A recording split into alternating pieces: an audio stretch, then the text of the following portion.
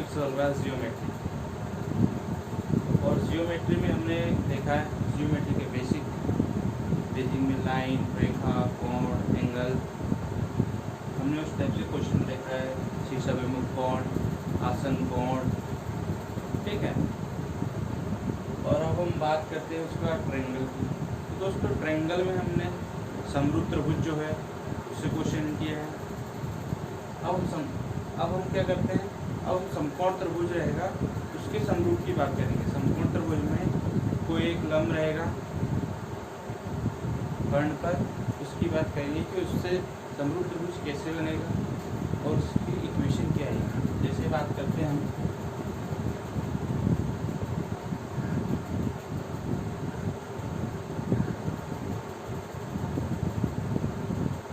Geometry में एक समकोण त्रिभुज हुई,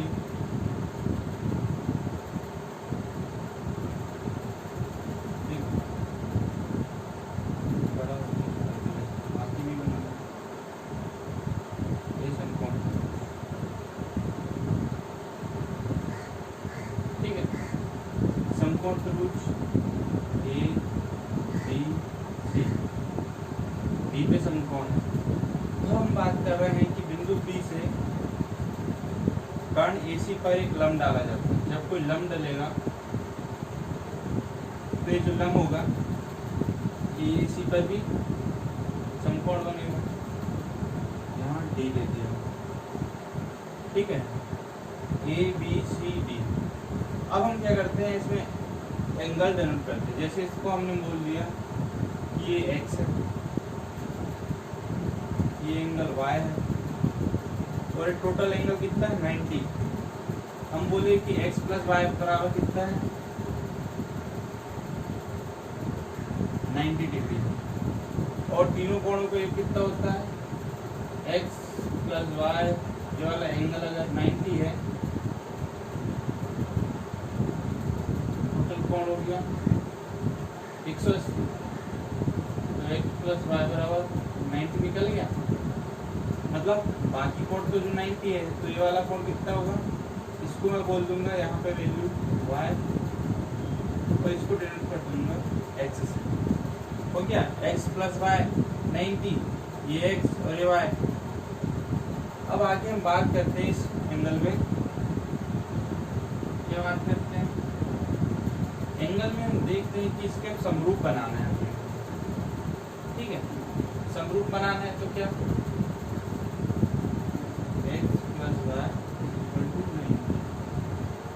पहले हम ABC लेते हैं पूरा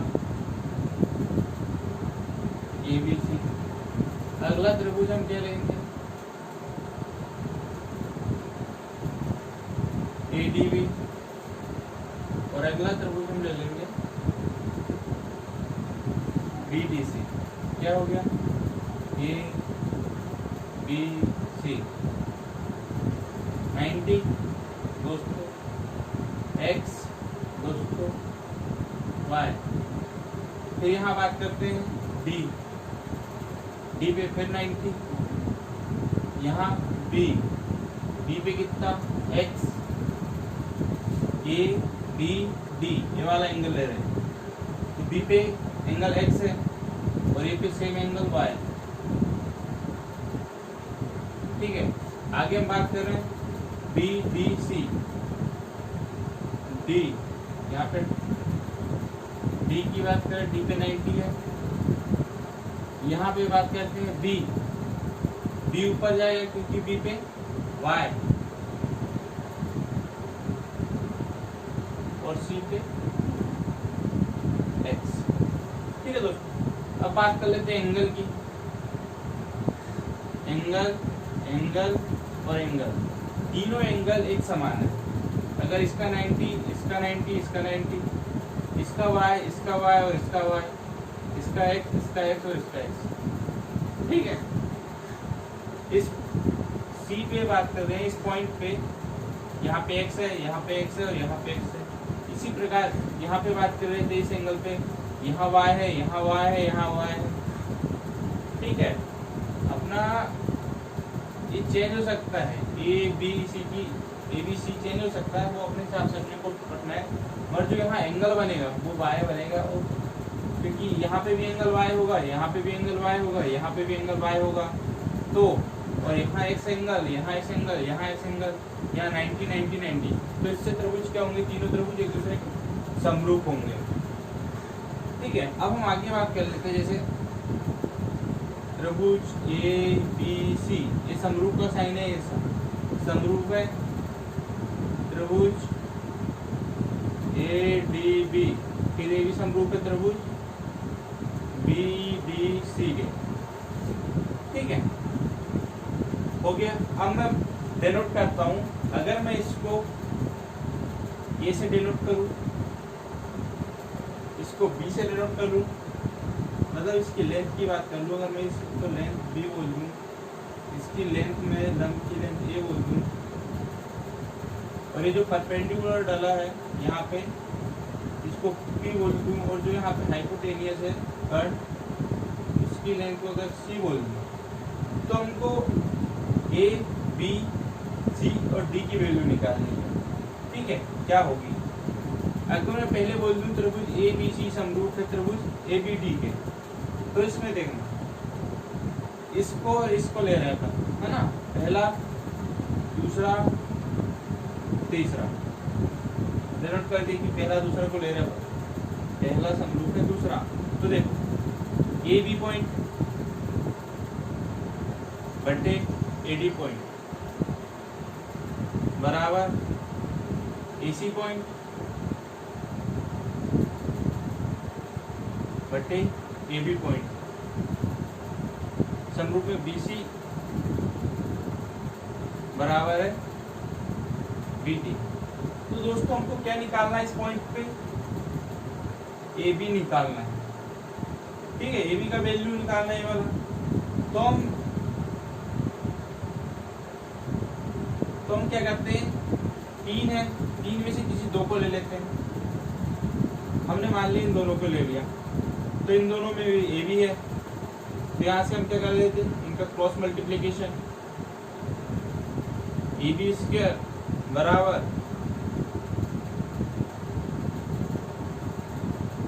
AD इंटू AC। तो दोस्तों AB का वैल्यू कितना है, A स्क्वायर बराबर AD इंटू AC, ये आपको पता होना चाहिए। ठीक है, अगर मैं यहाँ इक्वेशन डाल दूँ कि A स्क्वायर बराबर AD इंटू AC, ठीक है, समीकरण 1 दे दिया इसको। अब आगे मैं बात कर रहा हूँ किसकी, पहला तीसरा, मतलब पहला जो समरूप है, पहला त्रिभुज तो तीसरे त्रिभुज के समरूप है, मतलब त्रिभुज ABC समरूप है त्रिभुज BDC के। ठीक है दोस्तों, अब हम यहाँ पे B का वैल्यू निकालेंगे, B का वैल्यू मतलब BC की वैल्यू निकालेंगे। तो देखो पहला त्रिभुज AB बटे कितना, AB बटे BC। ठीक है, दूसरा देखो BC बटे DC, और तीसरा क्या है, AC बटे BC।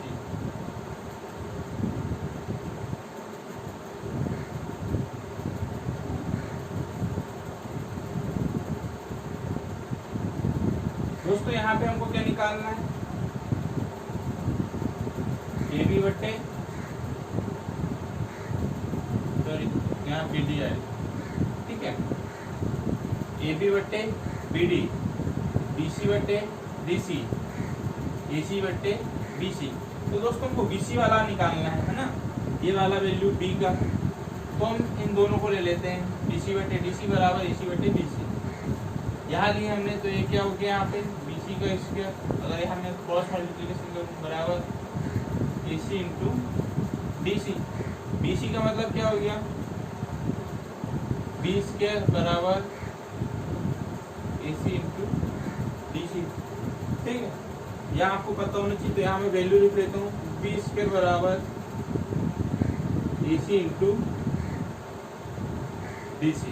ठीक है, अब मैं क्या करता हूँ, हमने पहला दूसरा ले लिया, पहला तीसरा ले लिया त्रिभुज।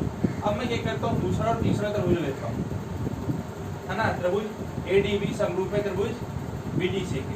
उसको कहाँ करूँ, यहाँ पे कर देता हूँ, इसको मिटा देता हूँ, ठीक है।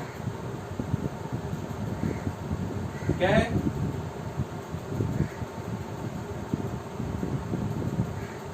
जो दूसरा त्रिभुज समरूप है तीसरे के, मतलब ADB समरूप है BDC के। अब देखो, इसको लेना है अपने को और इसको लेना है, तो इसका AD बटे इसका BD, मतलब लंब को लंब के आधार पे रखना है, लंब को लंब के अनुपात में रखना है, आधार को आधार के अनुपात पे रखना है, कर्ण को कर्ण के अनुपात पे रखना है। आपको इतना ध्यान रहना चाहिए, ठीक है।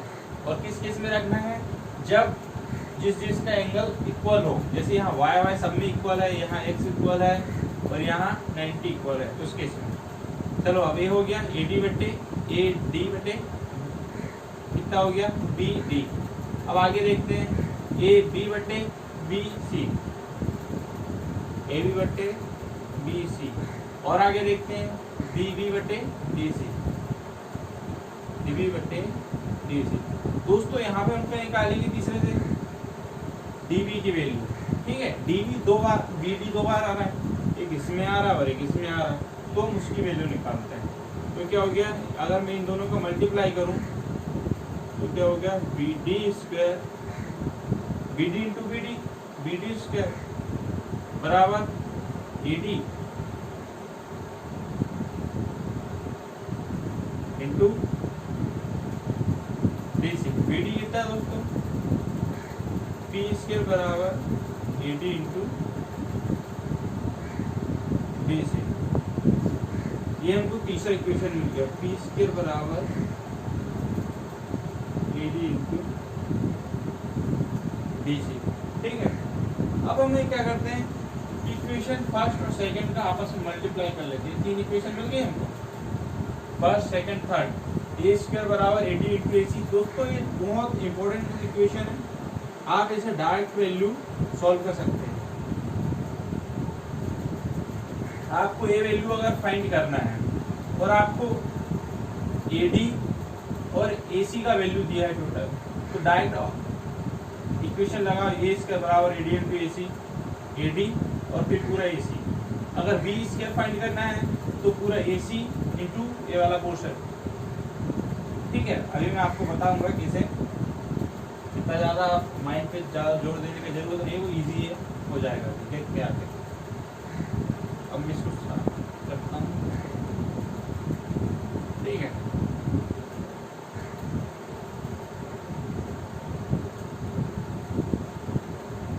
अब आगे हम बात करते हैं समीकरण 1 इंटू समीकरण, मतलब equation first multiply equation second, ठीक है। तो क्या हो गया, A स्क्वायर B स्क्वायर बराबर AD into AC into DC,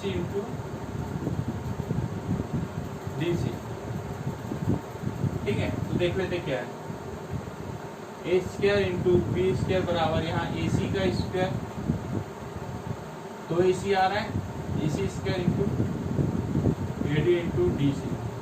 अब देखो तो फिगर में देखो AC दिख रहा है, AC का वैल्यू कितना है, C है, तो A square into B square बराबर C स्क्वायर, और AD इंटू DC कितना है, AD इंटू DC, ये देखो इक्वेशन थर्ड कितना है यहाँ पे, B स्क्वायर। अब मैं एक चीज और, अगर मैं ट्रायंगल ABC की बात करूं, त्रिभुज ABC में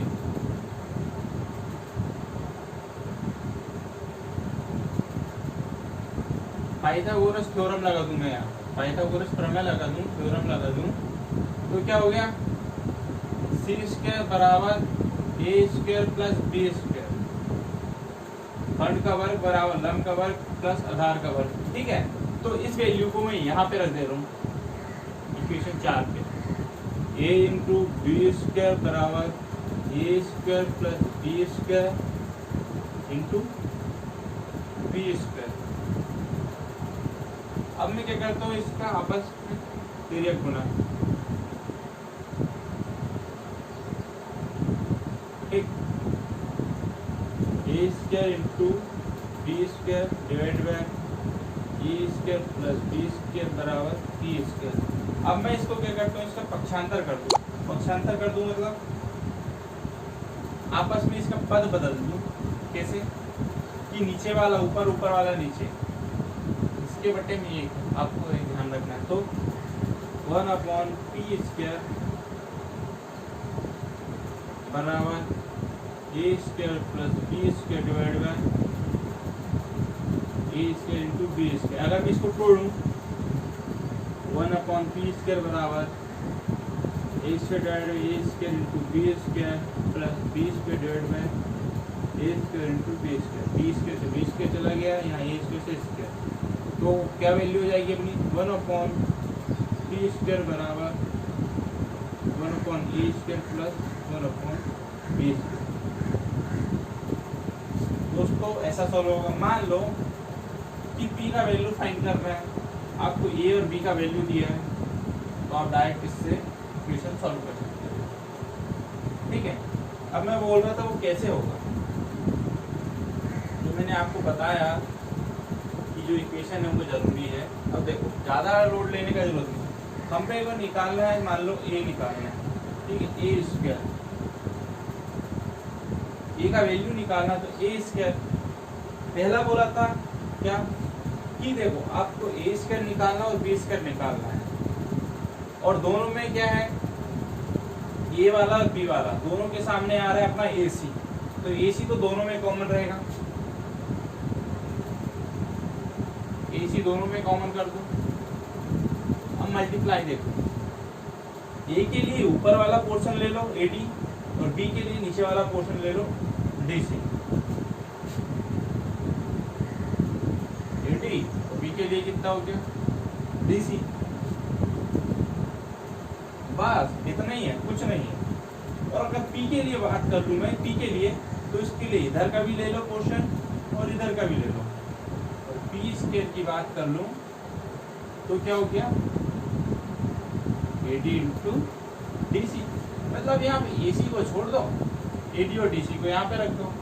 और अगर 1/p स्क्वायर की बात कर लूँ, 1/a square plus 1/b square. दोस्तों आप इतना याद रख लीजिएगा, ये आपको सीधा क्वेश्चन सॉल्व कराने में मदद करेगा, कोई झंझट नहीं रहेगी, सीधा सीधा सिंपल फंडा लगेगा। बस आपको अगर ए से निकालना, अगर समकोण त्रिभुज दिया है तो समकोण त्रिभुज में जो समकोण बिंदु है वहां से अगर कर्ण एसी पर एक बिंदु डी डायरेक्ट लंब डाला जाए वहां तक। अगर इस केस की बात करें तो इस टाइप से आपको सॉल्व करना है, फिर कोई भी वैल्यू दे दे आप आसानी से इजीली उसको फाइंड कर सकते हैं, ठीक है। क्योंकि हमने यहाँ पे इसका वैल्यू, इसका वैल्यू, इसका वैल्यू और इसका वैल्यू सभी टोटल यहाँ पे निकाल चुके हैं, ठीक है। एक चीज और वो भी हम देख लेते हैं, ये हो गया, ठीक है। अब आगे हम बात करते हैं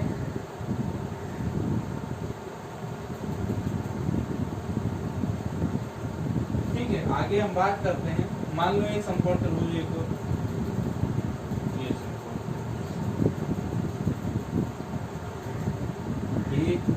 बी,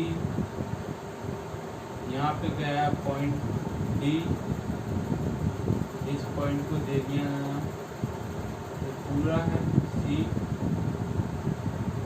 और ये डी, ठीक है। अब मैं ऐसे एंगल की बात करूं जहां पे बी जो है त्रिभुज ए बी सी में एंगल बी जो है वो 90 डिग्री है, और जिसका बेस क्या है,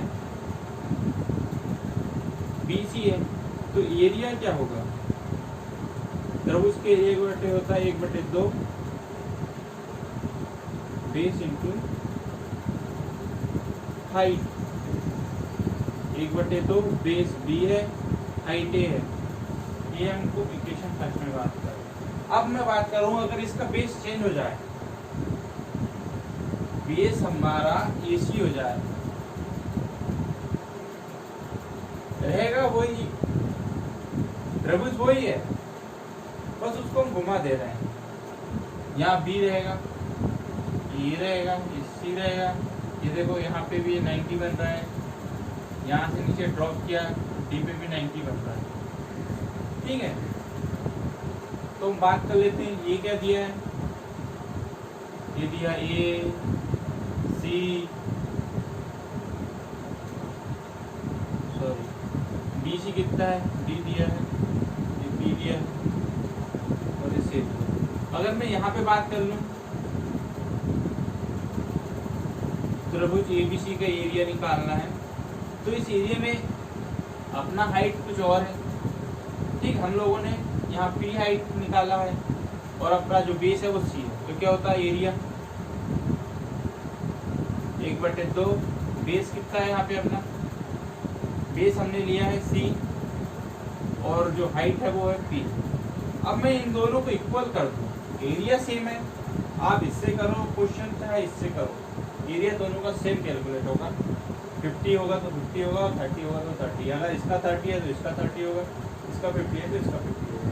ठीक है, अगर मैं इन दोनों को बात कर लूँ, इक्वल कर लूँ दोनों को एरिया को, तो क्या आएगा 1/2 BA बराबर 1/2 CP। तो AB बराबर CP, एक इसको भी आपको ध्यान रखना है, AB बराबर CP। ठीक है, ये अपना हो गया समकोण त्रिभुज समरूप निकाल के। ठीक है, अब हम इस पे बेसिस क्वेश्चन की बात कर लेते हैं कि कैसे क्वेश्चन आएंगे इससे, जो भी हमने किया है उसे क्वेश्चन की बात कर लेते हैं। देखो क्वेश्चन क्या है, हम क्वेश्चन देख लेते हैं क्या है क्वेश्चन। क्वेश्चन लिया, देखो क्या बोला गया है,